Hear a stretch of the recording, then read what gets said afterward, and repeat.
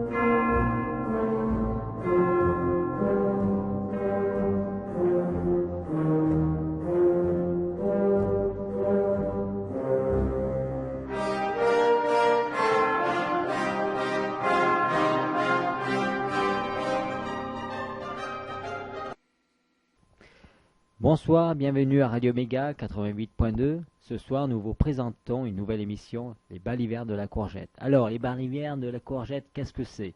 C'est plein de choses animées, comme par exemple l'invité du potager, le premier thème. Le second, c'est le coup de cœur du potager. Le troisième, les promeneurs de l'artichaut. Donc, je vais vous parler de l'éventail de l'invité du potager. Donc, c'est-à-dire qu'on invite une personne qui va nous présenter, je dirais, sa passion, et pas forcément une personne passionnée uniquement de culture, mais ça peut être de littérature, ça peut être aussi de philosophie, ça peut être aussi de peinture, donc tout le domaine qui touche aussi artistique. Mais pas forcément de l'artistique et la culture, ça peut être aussi le petit paysan coincé dans son petit coin perdu qui va mettre en valeur, je dirais, sa passion à travers les chèvres. Donc c'est un exemple comme un autre, mais il en aura tant d'autres. Donc le deuxième thème, c'est bien sûr le coup de cœur de la semaine à travers de la littérature, de la romance, de la poésie, des pièces de théâtre, tout ça développé à travers Jérôme et Isis, et Vicenti ici présent, moi-même. Alors, ensuite, le troisième thème sera les promeneurs de l'artichaut, qui sera un thème, je dirais, un peu plus dans la réflexion, mais, je dis mais, parce que c'est développer un mot à travers un choix d'un public. Donc, le public, c'est vous, l'auditeur. Et ce choix-là va être dans une liste de 50 mots, il va falloir développer. Donc un mot, vous donnez, et nous développons à travers ce mot. Sujet débat, c'est vraiment ça. Il y aura forcément une fuite à travers ça quand il y aura un événement exceptionnel dans notre région, comme c'était le cas l'autre fois dans un café par rapport à quoi? Au Beaujolais nouveau, bien sûr. Donc nous envoyons notre baladin de la courgette qui va développer donc pas mal de choses sur un thème, un événement local. Donc montrer l'ambiance qui se passe à ce moment-là, un moment exceptionnel. Donc il y a plein de thèmes sortis d'un cinéma. Donc il va falloir quand même donner des avis à travers un film, un ressenti. Donc c'est vraiment un ressenti à travers un événement local. Voilà, je pense que maintenant j'ai assez parlé. Maintenant, je vais laisser la parole à Jérôme pour parler de pas mal de choses. Jérôme. Alors voilà, le temps d'attraper le micro. Oui, donc bonsoir à tous. Bientôt, on va être habitué, je dirais, à s'entrevoir par l'intermédiaire des ondes. Donc c'est vrai que notre émission a but de, je dirais, de scanner tout azimut. C'est-à-dire il y a vraiment aucun champ qui ne doit être mis de côté. On va taquiner aussi bien du côté du spectacle, de la littérature, mais aussi bien, je sais pas, ça peut être de l'histoire, ça peut être de la danse, ça peut être tout ce qu'on veut, même à la limite je sais pas, un sportif, etc. Donc vraiment, je dirais, notre émission, c'est un petit peu aussi votre émission, puisque nous voulons avant tout avoir un contact avec le public, contact avec la ville de Valence et sa région, et avec vous. Voilà. En tout cas, nous allons tout de suite aborder notre premier thème. Donc l'invité du potager. Alors l'invité du potager ce soir va présenter en fait un éminent personnage qui par sa physionomie, d'ailleurs il est en face de moi et il me fait déjà rigoler tellement il a l'air un peu sympathique aussi quand on le regarde en face. C'est monsieur donc Michel Palermo qui en fait vient de créer sur Valence une troupe théâtrale et je dirais aussi, pour ne pas le cacher, bon le pauvre il va me taper dessus mais c'est pas grave, cherche en fait des comédiens volontaires pour monter son spectacle, qui lui, ce spectacle, a un but humanitaire pour le Tibet. Enfin, lui, cette personne élaborera mieux ce sujet, vous expliquera exactement quels sont ses objectifs, le pourquoi et le comment. Voilà, donc monsieur Michel Palermo, à vous le micro, bonjour, ou je dirais plutôt bonsoir, enfin bon, c'est selon l'heure. Voilà, bonsoir monsieur. Bonsoir, merci de m'avoir accueilli dans votre émission, Les Balivernes de la Courgette. C'est une première fois pour vous, mais c'est une première fois pour moi aussi. Je vais quand même parler de cette émission, du moins de mon association, Mante Cassis.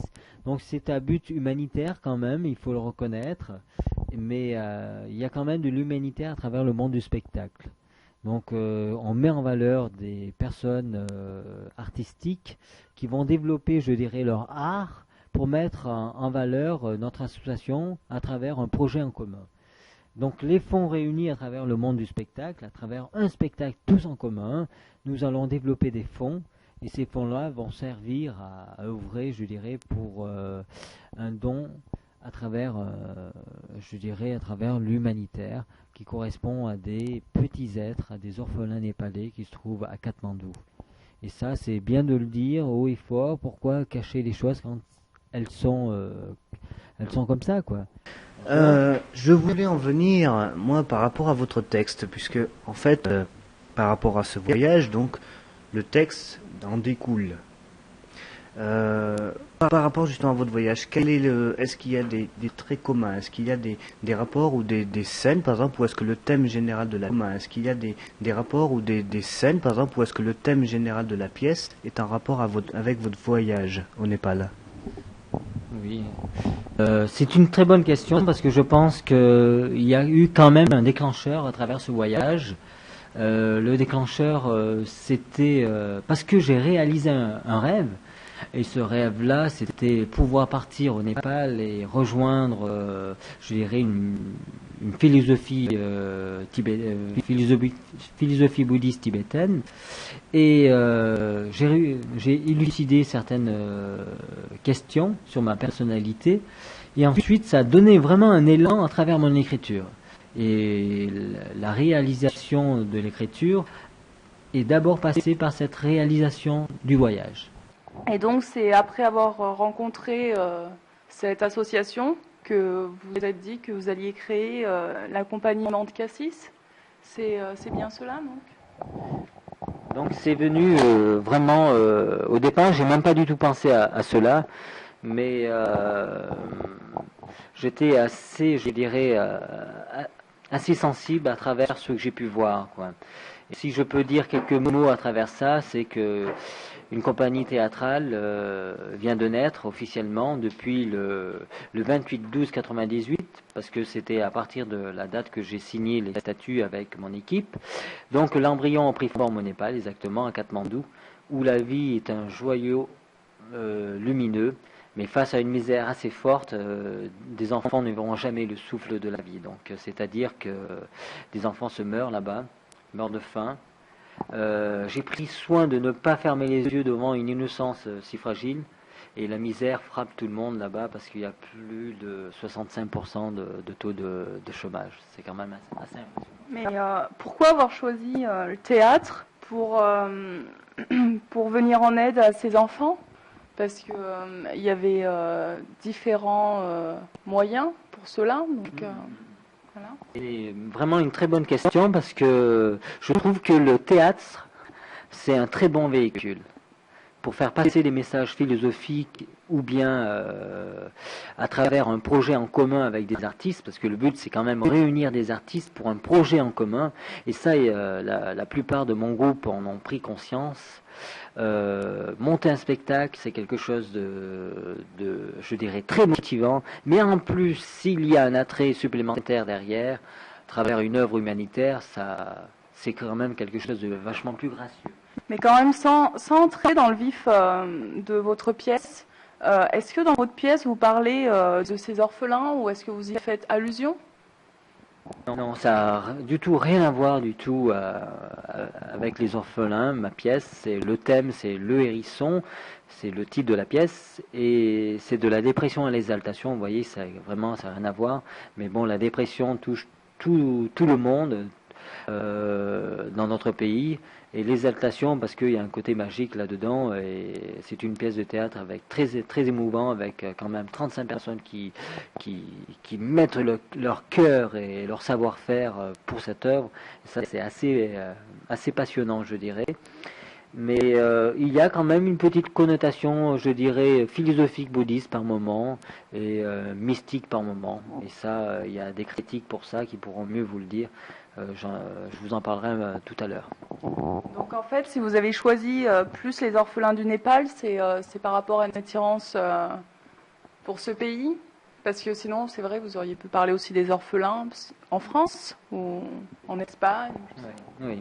Alors pourquoi pas les orphelins en France, et pourquoi plus au Népal? En France, c'est tout simplement dû qu'il y a déjà toute une investigation qui est faite sur place, et donc une prise en charge par la DAS, donc c'est pas les mêmes moyens. Il faut savoir qu'au Népal, il manque vraiment de tout. L'aide alimentaire. Ensuite, ils ont besoin de vêtements, ils ont besoin de locaux. Je ne sais pas si vous vous rendez compte, avec 65% de taux de chômage, ça correspond à une misère atroce, quoi. Donc en fait, il n'y a rien qui se fait au Népal. Il y a une sorte d'association spontanée qui se crée, mais c'est vraiment un volontariat, une prise de conscience par rapport à des individus. Mais c'est vraiment une petite goutte d'eau dans l'océan. Et donc, j'étais hébergé dans une famille au Népal, et c'est à travers cette famille-là que j'ai découvert qu'ils s'occupaient d'un petit orphelinat. Et les moyens qu'ils avaient, c'est les 5 familles qui réunissaient des fonds pour subvenir à ce besoin humanitaire, à ce besoin vital, vraiment vital, parce que c'est, je dirais, un enfant, c'est innocent, et quand vous voyez tout cela, vous n'êtes plus innocent de la chose, il faut faire quelque chose. Alors je voulais poser la question suivante, est-ce que cette pièce est en fait une autobiographie? Alors, autobiographie entre guillemets. Alors, ma méthode de travail, c'était basé sur des brides, des parcelles de la vie, et que j'ai seulement amplifié à travers des émotions, à travers l'imaginaire. Donc, je dirais autobiographie entre guillemets. Ouais. Alors par contre, pour ce qui concerne l'écriture, parce que je crois que vous en êtes, donc c'est votre premier texte, hein, donc il fait plus de 80 pages si je me souviens bien. 100 pages. 100 pages, ah oui, donc c'est déjà quand même pas mal. Quels ont été justement par rapport au fait que ce soit un premier texte, un premier jet, quelles ont été les difficultés premières? Alors la première difficulté que j'avais pu rencontrer à travers l'écriture, c'est déjà... je dirais, trouver une histoire à travers un titre. J'avais quelque chose qui me correspondait très profondément et que je voulais amplifier à travers un texte, à travers un écrit. C'était la dépression à l'exaltation. C'est un sujet qui touche tout le monde, mais c'est un sujet qui me touche à moi tout particulièrement, parce que il y a pas mal de choses qu'on peut dire là-dessus, et je me suis dit comment vais-je faire pour raconter toute une histoire à travers ce débat. Et donc j'ai développé d'abord un personnage central, et à travers ce personnage central, j'ai vraiment mis des personnages autour qui gravitent comme des particules à travers un noyau, et ça a donné vraiment quelque chose de fabuleux, de l'humour, de la passion, des rires, même des pleurs par moments, et je peux même vous dire quelques critiques après les écrits. Alors, l'hérisson, le titre est-il pas un peu trop piquant? Oui, alors l'hérisson, c'est un animal commun qui fait partie de notre région. Il en a de partout. C'est un peu comme l'amour. Ça pollue nos villes. Mais là, c'est l'humour que je fais. Mais en tout cas, ce qui est sûr, c'est que l'amour, c'est docile comme un hérisson, mais ça peut être piquant. Et voilà l'image symbolique. Je me suis quand même inspiré, il faut le dire, de l'histoire de Rému avec son chat. Donc c'était la femme du boulanger. Un petit clin d'œil. D'accord, ok. Alors par contre, on va revenir aussi plus au niveau technique justement, parce que vous disiez qu'il y a plus de 35 personnes donc, qui œuvrent sur l'ensemble pour constituer donc, cette pièce. Il y a 15 acteurs, donc le reste de toutes ces personnes, quelles sont-elles? Alors, il y a 15 acteurs, et ensuite le reste, ce sont des acteurs artistiques, donc des danseurs, 4 danseuses flamenco avec sa prof, en plus un couple de danseurs contemporains, et des danseurs classiques. Voilà.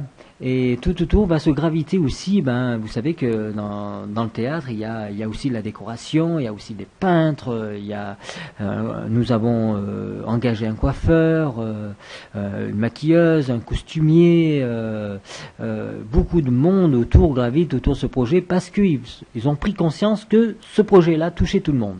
À travers le thème de la pièce, de la dépression et l'exaltation, c'est fou, mais ça touche tout le monde. Et donc j'ai pu réunir autour de ce projet. Maintenant, moi, j'ai été juste l'instigateur, donc à quelque part l'étincelle.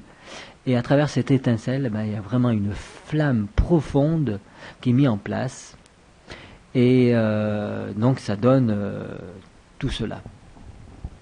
Ouais. Moi, ce qui m'épate, en fait, c'est que ça soit votre première pièce et que vous ayez pu avoir autant de personnes autour de vous. Enfin, vous parlez de critiques. Enfin, c'est étonnant que pour un premier acteur, il y ait tant de personnes qui soient venues avec vous. Pour une première mise en scène, c'est vrai que c'est étonnant. Je dois développer sûrement d'autres qualités. Donc c'est pas moi d'en juger, ce sont seulement des personnes extérieures qui peuvent le dire. Mais en tout cas, les personnes croient à ce projet-là parce que c'est un projet réaliste. Et enfin, c'est un projet qui appartient à tout le monde, un projet qui appartient au peuple. À partir du moment que c'est un projet qui peut être investi pour une commune et pour la ville, les gens s'engagent et il faudrait que le reste suive par rapport aux municipalités. Ça serait excellent. Le but quand même, c'est que une municipalité s'acquiert de ce projet-là parce que c'est une belle œuvre en tout cas. Même si c'est une première mise en scène, je crois à mon étoile, je suis sûr que ça marchera. Alors justement, par rapport aux municipalités, on va en venir tout simplement aux sponsors, parce qu'après tout, on est là pour ça, on a une antenne de radio, donc on peut très bien vous faire passer un petit message. Donc je sais que vous êtes à la recherche de sponsors, vous allez peut-être contacter par exemple Yves Rocher, les différentes mairies, peut-être différents industriels, je ne sais pas encore. Donc à la limite, profitez de notre antenne pour que votre œuvre prenne enfin forme et puis que vous ayez les premiers moyens financiers pour pouvoir investir et concrétiser votre projet. Alors, c'est vrai que ce projet-là peut être réalisable si nous avons un soutien de partenariat. Que la ville s'investisse autour de ce projet et aussi un partenariat privé et public. Donc privé, ça peut correspondre à un exemple. À l'heure actuelle, nous sommes en train de démarcher avec Yves Saint-Laurent. Nous avons déjà eu un petit contact avec un des responsables de Yves Saint-Laurent et ils sont prêts à nous rencontrer. Donc il y a déjà eu quelque chose d'établi. Donc s'ils ont commencé à ouvrir une première brèche, Donc j'espère que d'autres compagnies, d'autres sociétés voudront suivre cet élan.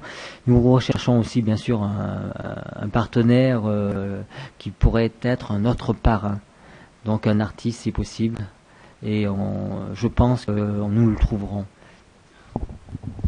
En tout cas, le message est lancé, hein. J'espère que dans notre grand auditoire, il y aura des personnes intéressées. Vous pouvez nous contacter directement, donc Radio Méga 98.2.